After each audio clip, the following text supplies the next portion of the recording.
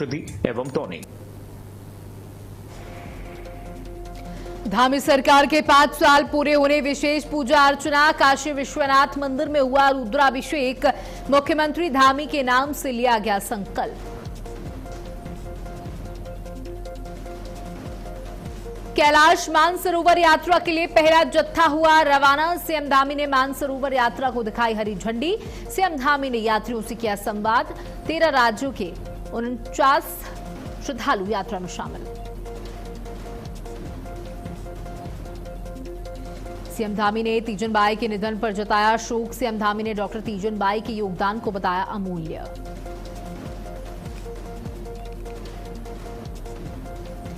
BJP ने चुनावी तैयारियां की तेज। बूथ स्तर पर संगठन मजबूत करने पर जोर। प्रदेश चुनाव संचालन समिति का होगा गठन। राज्य के 9 जिलों में भारी बारिश का अलर्ट। नैनीताल और बागेश्वर में भारी बारिश की चेतावनी। 4 धाम यात्रियों को सतर्क रहने की सलाह।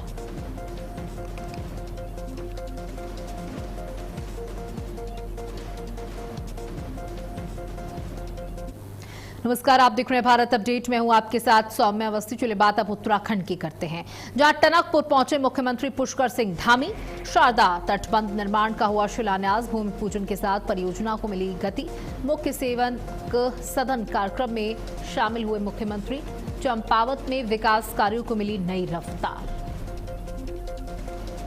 भूमि पूजन के साथ परियोजना को मिली गति और टनकपुर पहुंचे मुख्यमंत्री पुष्कर सिंह धामी। हवन पूजन किया वहां पर और शारदा तटबंध निर्माण का शिलान्यास किया।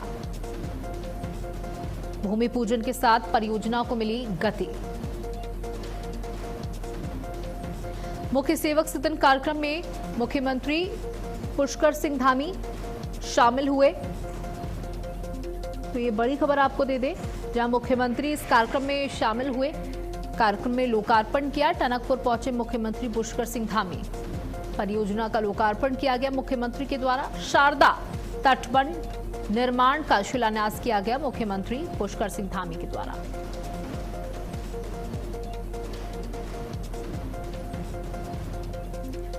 बता दें कि मुख्यमंत्री पुष्कर सिंह धामी टनकपुर पहुंचे, जहां उन्होंने परियोजनाओं की सौगात दी, लोकार्पण किया।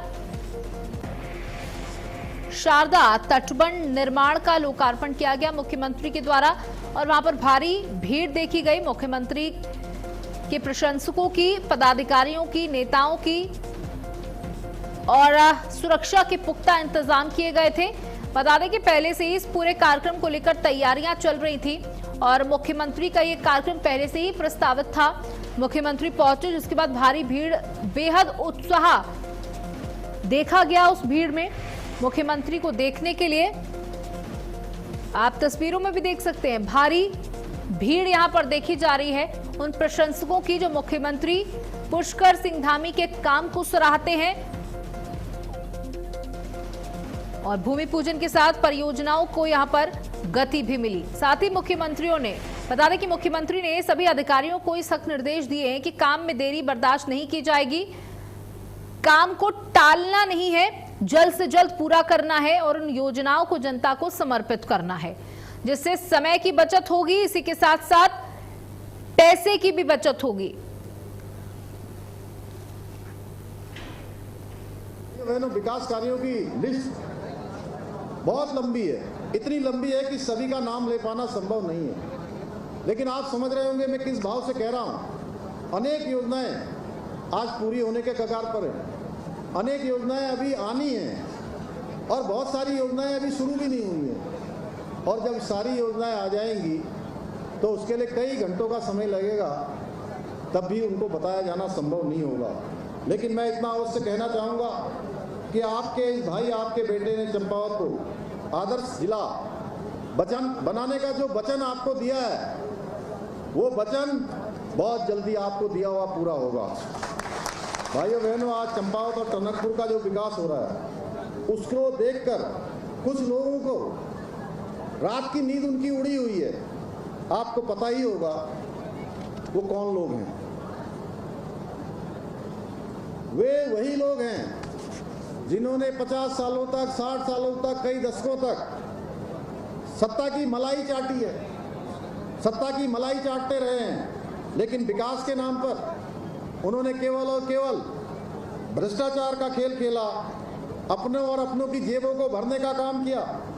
इनके लिए जनता केवल वोट बैंक रही। चुनाव आते ही ये लोग फिर से अपने वादों की पोटली लेकर आ जाते हैं। पहले भी आते थे, अब फिर आ जाते। वोट बटोरते थे पहले और फिर 5 साल तक एयर कंडीशनर कमरों में सो जाते थे, फिर कोई सुध नहीं लेते थे। चुनाव के समय के बाद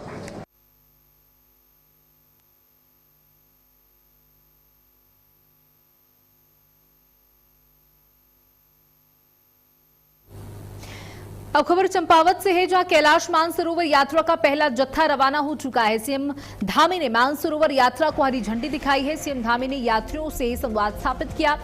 13 राज्यों के 49 श्रद्धालु यात्रा में शामिल हुए हैं। भव्य स्वागत के बीच आगे बढ़ी कैलाश मानसरोवर यात्रा। तो देखिए, पूरी सुरक्षा के साथ ये पहला जत्था है जो रवाना कर दिया गया कैलाश मानसरोवर की यात्रा के लिए।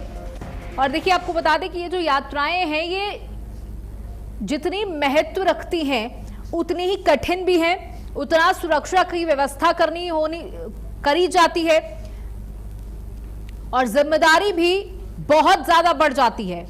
मानसरोवर यात्रा को लेकर मुख्यमंत्री धामी पहले से ही तैयारियां कर रहे थे। अधिकारियों के साथ बैठकों का दौर जारी था।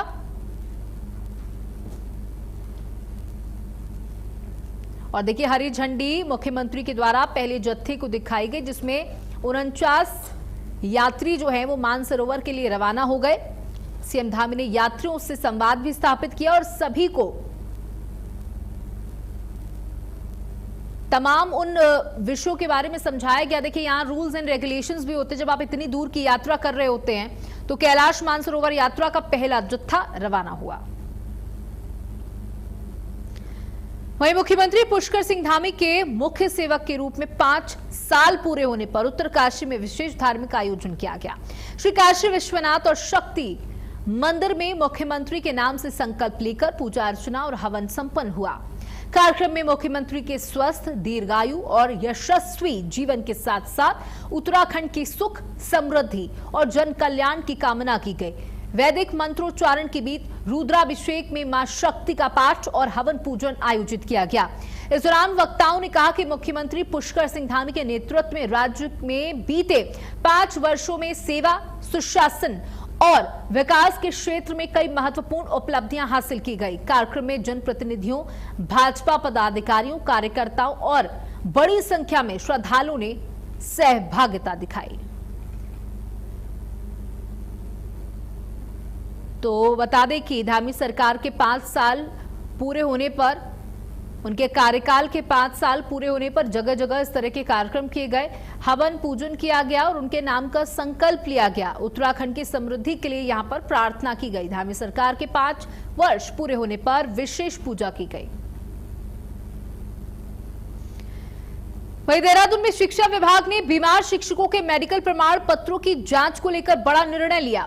विभाग अब ऐसे मामलों में सख्ती बरतने जा रहा है जहां शिक्षा मंत्री डॉक्टर धन सिंह रावत ने निर्देश दिए कि बीमार शिक्षकों का स्वास्थ्य परीक्षण अब निदेशालय स्तर पर विशेष मेडिकल बोर्ड के माध्यम से किया जाएगा। उन्होंने ये भी कहा कि फर्जी मेडिकल के आधार पर स्थानांतरण का लाभ लेने वालों पर सख्त कार्रवाई होगी। मंत्री ने यह भी कहा कि गंभीर रूप से बीमार और कार्य करने में अक्षम शिक्षकों व कर्मियों को अनिवार्य सेवानिवृत्ति दी जाएगी ताकि व्यवस्था पारदर्शी बनी रहे और विद्यार्थियों की पढ़ाई प्रभावित न हो। तो फर्जी मेडिकल पर बड़ी कार्रवाई की जाएगी।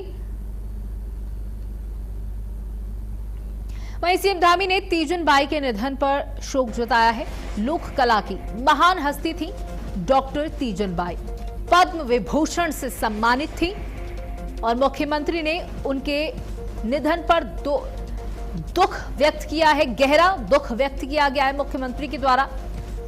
उन्होंने बताया कि मुख्यमंत्री ने यह भी बताया कि डॉक्टर तीजन बाई के योगदान को अमूल्य बताते हुए उनको याद किया और उनके परिजनों के प्रति अपनी संवेदनाओं को व्यक्त किया गया। परिजनों के प्रति व्यक्त की गई संवेदनाएं मुख्यमंत्री पुष्कर सिंह धामी ने यहां पर दुख जताया है। तीजन बाई के निधन पर लोक कला की एक महान हस्ती थी। डॉक्टर तीजन बाई पद्म विभूषण से सम्मानित थी। सीएम धामी ने डॉक्टर तीजन बाई के योगदान को अमूल्य बताया है।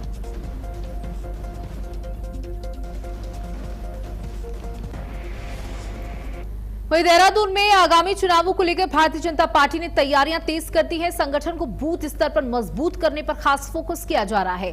पार्टी युवाओं को जोड़ने के लिए विशेष अभियान चला रही है और हर बूथ पर सक्रिय टीम बनाने की योजना पर काम कर रही है। इसके साथ ही चुनाव के लिए अलग से समर्पित टीम गठित करने की तैयारी भी है। प्रदेश चुनाव संचालन समिति के गठन की जानकारी भी दी गई है। पार्टी नेतृत्व का कहना है कि मजबूत संगठन के आधार पर चुनावी रणनीति को आगे बढ़ाया जाएगा। तो युवाओं को पार्टी से जोड़ने का यह अभियान चलाया जाएगा। प्रदेश चुनाव संचालन समिति का गठन होगा जिसमें बड़ी संख्या में लोगों को जोड़ा जाएगा। बीजेपी ने चुनावी तैयारियों को और धार दे दी है। बूथ स्तर पर संगठन मजबूत करने पर जोर। देखिए, बीजेपी का एक नारा, बूथ करो मजबूत। जितना मजबूत बूथ होगा, चुनावी परिणाम भी उतने ही मजबूत आएंगे। प्रदेश चुनाव संचालन समिति का गठन होगा और बड़ी संख्या में लोगों को जोड़ा जाएगा। बूथ स्तर पर लोगों को जोड़ने का प्रयास किया जाएगा, यानी हर एक छोटी इकाई तक पहुंचा जाएगा। लोगों से सीधा संवाद स्थापित करना होगा और ये जो टीम गठित की जाएगी उसका यही काम होगा।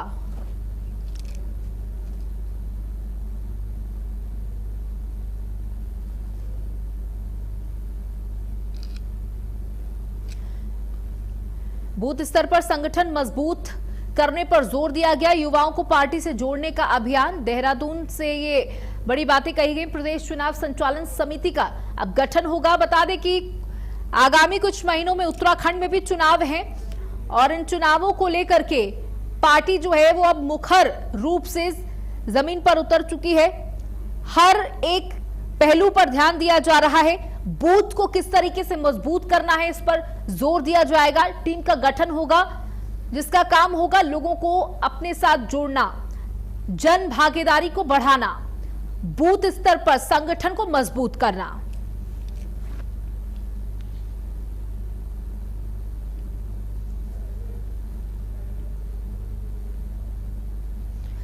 वहीं चमोली से बद्रीनाथ धाम चढ़ावा हेरफेर मामले में बड़ी खबर सामने आई है। मामले की जांच के लिए उच्च स्तरीय समिति का गठन किया गया। 4 सदस्यीय जांच समिति बनाई गई जो 1 सप्ताह के भीतर अपनी रिपोर्ट सौंपेगी। समिति में सीईओ और केदारनाथ समिति के प्रभारी अधिकारी को भी शामिल किया गया। बीकेटीसी सीईओ सोहन सिंह रांगड़ ने इस संबंध से जानकारी दी है। प्रशासन का कहना है कि पूरे मामले की निष्पक्ष जांच कर जल्द स्थिति स्पष्ट की जाएगी। तो 1 सप्ताह में सौंपेगी जांच रिपोर्ट। सीईओ प्रभारी अधिकारी केदारनाथ कमेटी में शामिल किए गए हैं। बद्रीनाथ धाम चढ़ावा हेरफेर का ये मामला। और देखिए, देश के कुछ प्रमुख मंदिर हैं जिनमें इस तरीके के मामले सामने आ रहे हैं। बद्रीनाथ 4 धाम में शामिल बद्रीनाथ धाम, इस बार इस 4 धाम यात्रा में लाखों की संख्या में श्रद्धालु यहां पर पहुंचे और अपनी श्रद्धा सुमन से भगवान के चरणों में दान दिया। और करोड़ों का दान आता है इन मंदिरों में। और इन मंदिरों में जिम्मेदार किस तरीके की धांधली करते हैं वो एक बार फिर से सामने आ गया। अयोध्या का मामला भी सुलझ नहीं पाया था कि बद्रीनाथ धाम से ऐसा ही मामला सामने आ गया, पैसों की हेराफेरी का। यहां जिन पर विश्वास जताया जाता है वही विश्वासघात कर रहे हैं जनता के साथ, श्रद्धालुओं के साथ। 1 सप्ताह के अंदर जांच कमेटी को अपनी रिपोर्ट सौंपती है। कहां अनियमितताएं पाई गई हैं, किसकी संलिप्तता है, इस रिपोर्ट में यह भी बताना होगा। बद्रीनाथ धाम चढ़ावा मामले में हेराफेरी का मामला सामने आया है।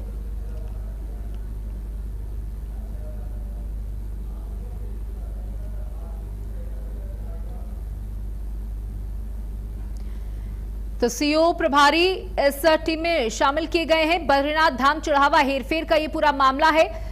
4 सदस्यीय उच्च स्तरीय टीम का गठन। हमारे साथ हमारी सहयोगी स्मिता जुड़ चुकी है। स्मिता, देखिए, अभी अयोध्या मंदिर का मामला जो है वो उसका निष्कर्ष निकल नहीं पाया था, रिजल्ट आ नहीं पाया था। उसी बीच एक और बड़े मंदिर की घटना सामने आ गई है। सामने देखिए, इस वक्त पूरे देश में राम मंदिर चोरी मामले के बाद में जितने भी बड़े मंदिर हैं उनको लेकर इसी तरह की बातें सामने आ रही है। और इस कड़ी में अब बद्रीनाथ धाम, जो उत्तराखंड के साथ ही भारत के भी 4 धामों में शामिल है, जिसका नाम भी आ गया है। हालांकि इसको लेकर जो भैरव सेना संगठन है उसने पहला लेटर जो है वो लगाया था। उसने कहा है कि हमने वो कैमरा फुटेज भी देखे हैं जिसमें जो मंदिर के कार्यकारी लोग हैं उन्होंने यहाँ पर चोरी की है, जिसका वीडियो उनके पास है। उन्होंने इस बारे में तुरंत एक लेटर लिखते हैं और वो सी जो है मुख्य कार्याधिकारी सोहन सिंह रांगड़, उनके नाम लिखा जाता है कि इस तरह की धांधलियां हो रही हैं। इसके साथ में उन्होंने ये भी लिखा है कि इस तरह की धांधली में जो है आप विधिक और जो आर्थिक कार्यवाही है वो करें, जो दोषी है उसके खिलाफ कार्यवाही करें। जिसके बाद ये मामला तेजी से सोशल मीडिया पर वायरल होता है और इस मामले के सोशल मीडिया पर वायरल होते ही सौम्या, जो बीकेटीसी के अध्यक्ष है हेमंत द्विवेदी, उनकी सफाइयां सामने आ जाती हैं। वो कहते हैं कि इस तरह की कोई भी मामला वो है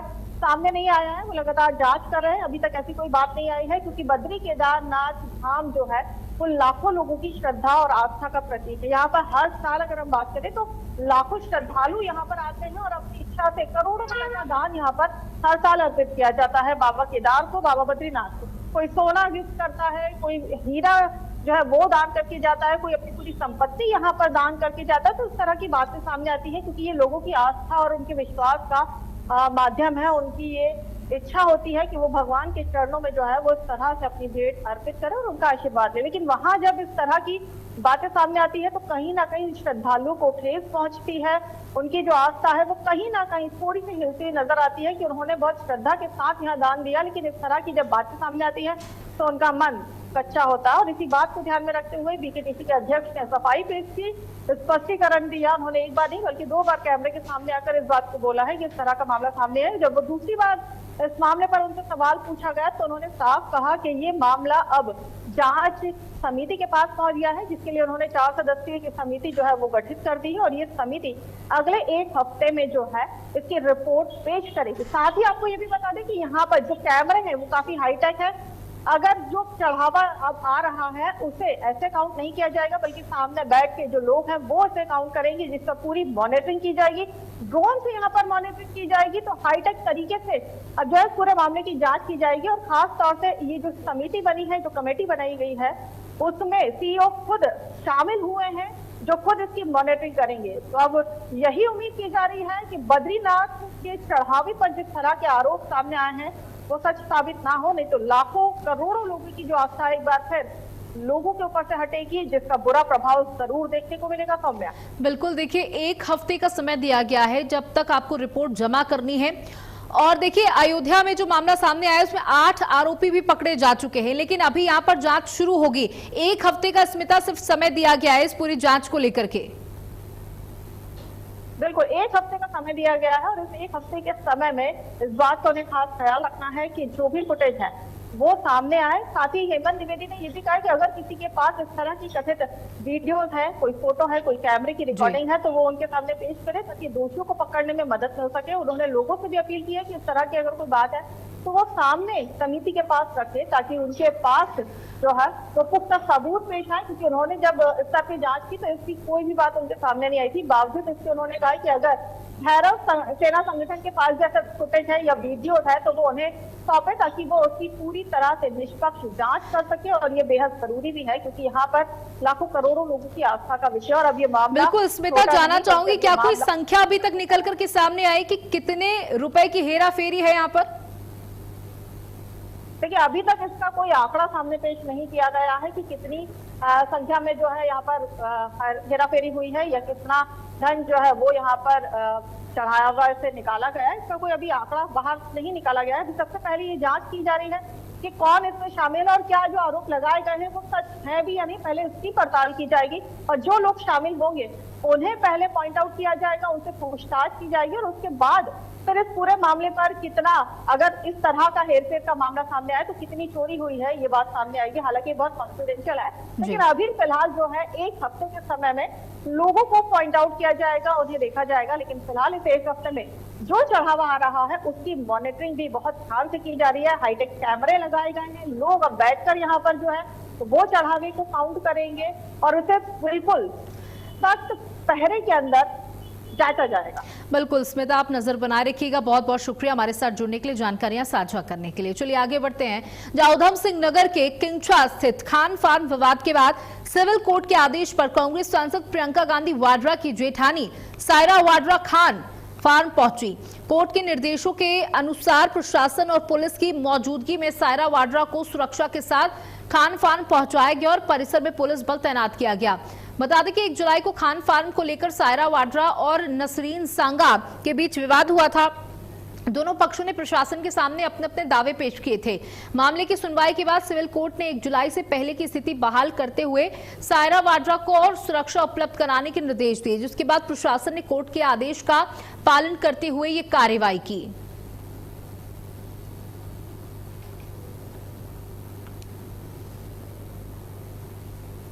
देखिए, सुरक्षा प्रोवाइड की गई थी और प्रियंका गांधी वाड्रा की जेठानी है। खान फार्म विवाद में कोर्ट ने बड़ा आदेश दिया। खान फार्म पहुंची सायरा वाड्रा। सिविल कोर्ट के आदेश के बाद ये बड़ी कार्रवाई हुई थी। कड़ी सुरक्षा के साथ वो फार्म पहुंची।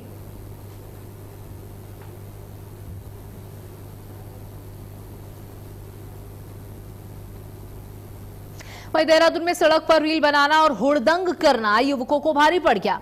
2 कारों में सवार युवकों द्वारा स्टंट और खतरनाक ड्राइविंग का मामला सामने आया है। 2 कार सवार युवक का खतरनाक स्टंट सामने आया। पुलिस ने तुरंत कार्रवाई करते हुए दोनों वाहन के चालकों समेत कुल 6 लोगों को हिरासत में ले लिया। साथ ही मोटर व्हीकल एक्ट के तहत दोनों कारों को सीज कर दिया।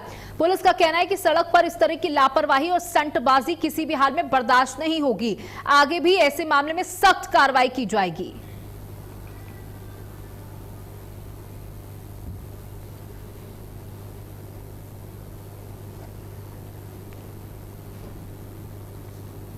वहीं उत्तराखंड के 9 जिलों में भारी बारिश का अलर्ट। नैनीताल और बागेश्वर में भारी बारिश की चेतावनी जारी कर दी गई है। देहरादून समेत कई जिलों में तेज बारिश का अनुमान लगाया गया है। अलकनंदा नदी का जलस्तर बढ़ चुका है, घाट जलमग्न हो गए हैं। 4 धाम यात्रियों को सतर्क रहने की सलाह दी गई है। आईएमडी ने राज्य में जारी किया मौसम पूर्वानुमान। उत्तराखंड में मौसम ने एक बार फिर से करवट ली है। मौसम विभाग ने आज राज्य के कई जिलों में भारी बारिश का अलर्ट जारी किया है।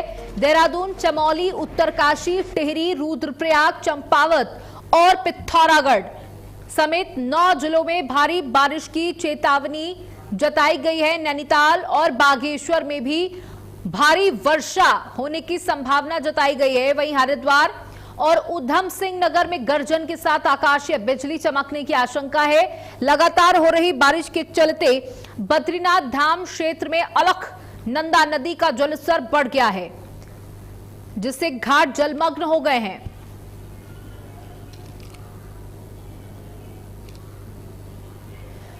और हमारे साथ सहयोगी स्मिता लगातार जुड़ी हुई है। स्मिता, देखिए 4 धाम यात्रा को लेकर के सतर्कता बढ़ी हुई है और देखिए जैसे ही बारिश शुरू हो गई है, सैलानी भी लगातार पहुंच रहे हैं।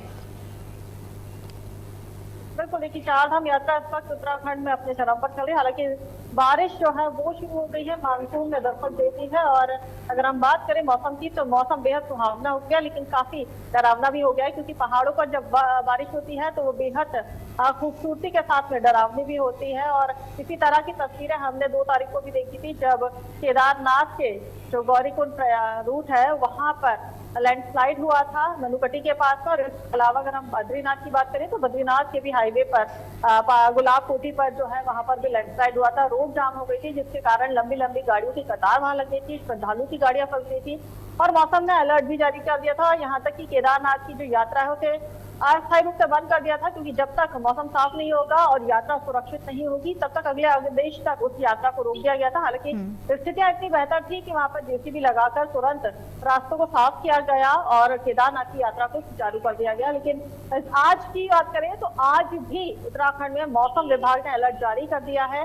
प्रदेश के 13 जिलों में से 9 जिलों में जो है भारी बारिश का अनुमान जताया गया है, जिसमें नैनीताल और बागेश्वर की अगर बात करें तो यहाँ पर भारी बारिश का अनुमान है। साथ ही उधम सिंह नगर, देहरादून और हरिद्वार की बात करें प्लेन जगहों पे तो यहाँ पर बारिश और गर्जन की संभावनाएं बताई गई है। साथ ही रुद्रप्रयाग हो, बद्रीनाथ हो, चमोली हो, पिथौरागढ़ हो, चंपावत हो, इन तमाम जगहों पर भारी बारिश का अलर्ट जारी किया गया है। साथ ही ये भी अपील की गई है कि बिल्कुल स्मिता, देखिए मानसून दस्तक दे चुका है और पहाड़ों पर जबरदस्त बारिश हो रही है और कई जगहों पर भारी बारिश की संभावना है। बहुत बहुत शुक्रिया हमारे साथ जुड़ने के लिए, जानकारियां साझा करने के लिए।